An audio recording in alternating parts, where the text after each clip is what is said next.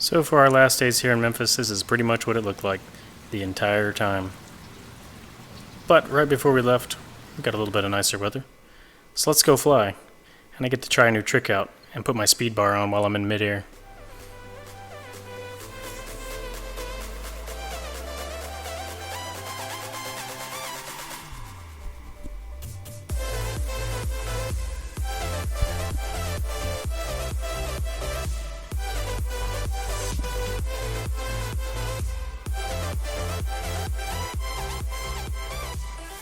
So I'd like to give a shout out to Memphis Propbusters. I met a few of their guys and they so graciously let me fly on this field here. This is perfect paramotor field. You can't ask for anything nicer. Long straight area for the wind to get nice and straight instead of swirly. Plenty of room, perfect grass. If you guys want to come to Memphis and fly RCs and you need a place to go, come check these guys out. It's up near Arlington on the Donaldson Farms exit. Now let's get down to business. So I've got an audience here. I watched this almost bungled takeoff here. It's caught kind of on the side of my hoop, but eventually it got normal and we got it to work.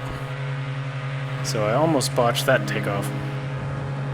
A couple of the guys on the ground were gracious enough to give us some footage. I love it when people are there to watch me and help me out.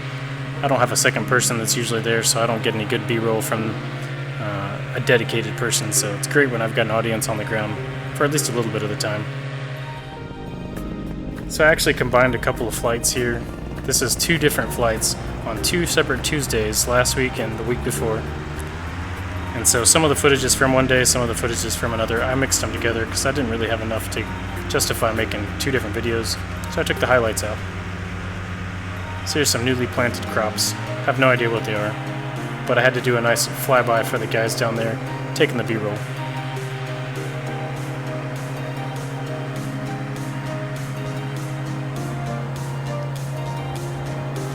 See how nice and easy that turn is? You guys with the Spyder, if you haven't tied the 2D steering in yet, don't do it if you're not ready, but if you are and you want some more turning capability, it really increases your abilities to get around in tight areas and not worry about what you're going to hit.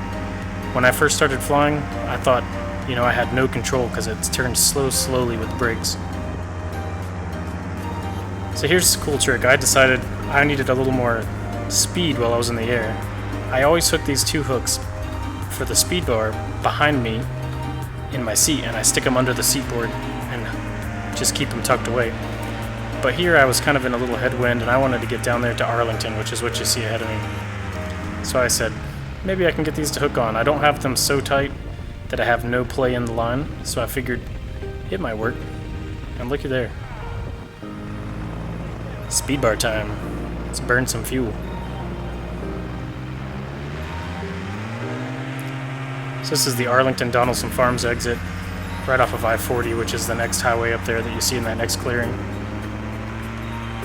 So that's where the Propbusters field is right behind me, off this Donaldson Farms exit. So this is back in my area, over by my neighborhoods. I cruised on over that way towards Arlington where I told you, and I decided to cruise around this area. There's some baseball games going on, and this field is just so perfect. I wish they would have let me fly from here, but for insurance reasons they said no. And it's right next to my house. Still good for a little bit of skimming, grass kicking.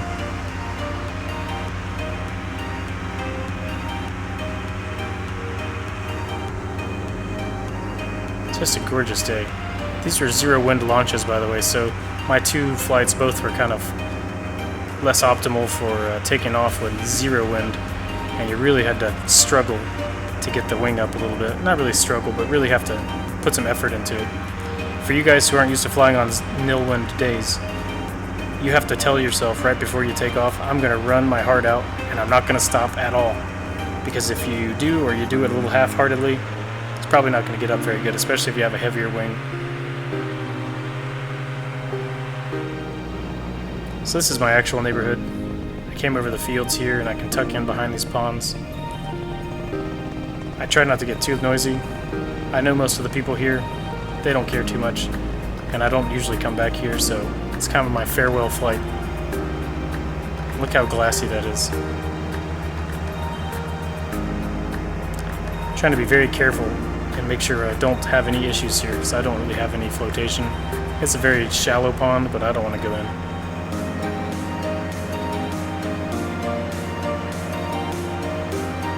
Look at that gorgeous sunset.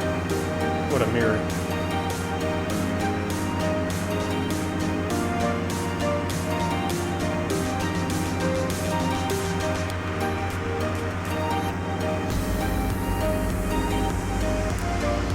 I'd like to say farewell to my neighborhood.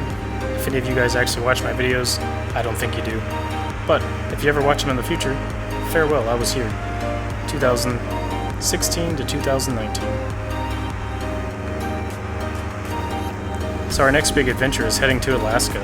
I kind of previewed a little bit of that from some of my old drone footage and stuff from when I lived there in 2016 and 2013 to 2016. I didn't have a paramotor then. So I've joined the paragliding club up there. I've been paying some dues and hopefully can do some free flight and some paramotoring and learn the ways of the mountains. You guys have some glaciers in store, maybe some bears, maybe some survivalist paramotoring, guns, things like that. Stuff you need in Alaska. I'll try to cover some of that when we get up there. Try to keep it interesting. I'll have to keep a lot of gear, some satellite beacons, maybe some food, some ammo and guns, stuff like that you wouldn't normally need around your normal neighborhood like this.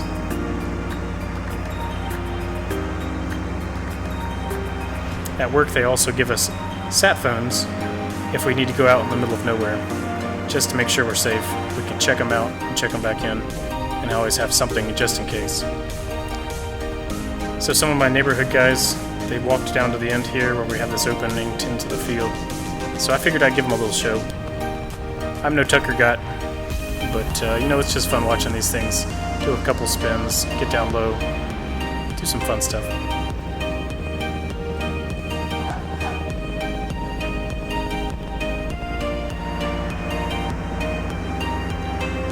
So without the 2D steering, I would be very concerned in this spot here, and I would want to make sure I got up way above those trees. But with the 2D steering, not a problem. You can zip right around in a pretty tight space, even tighter than that if you want. But notice, I add power every time I turn tight, because you will sink quickly. So if you want to maintain altitude, you gotta hold power. Kind of like in an airplane when you're doing steep turns.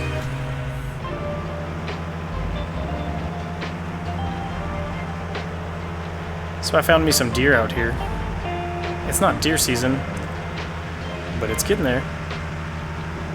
Looky there. Isn't that gorgeous?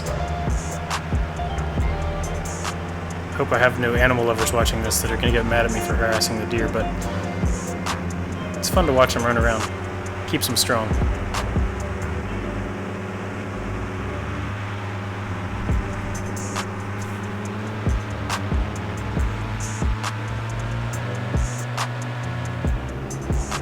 So here, before I got down low in this field, I saw this water pump here, and I couldn't tell if it was powered by electricity or something else.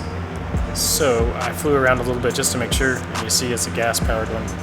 There's no power lines to deal with. Thank goodness. It's flyable.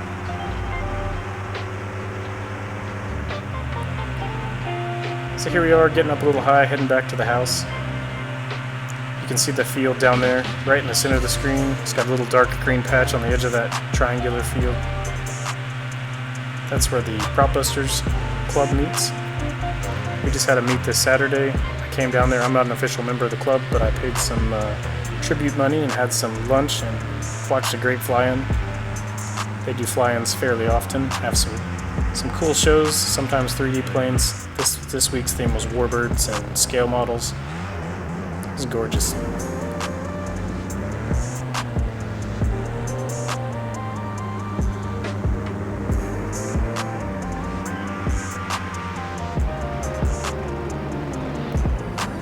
Well, I appreciate again you guys joining me here, and hopefully I'll have some videos coming out soon here of the trip to Alaska. We're going from Memphis to Bellingham, and we're going to get on the ferry for 3 days.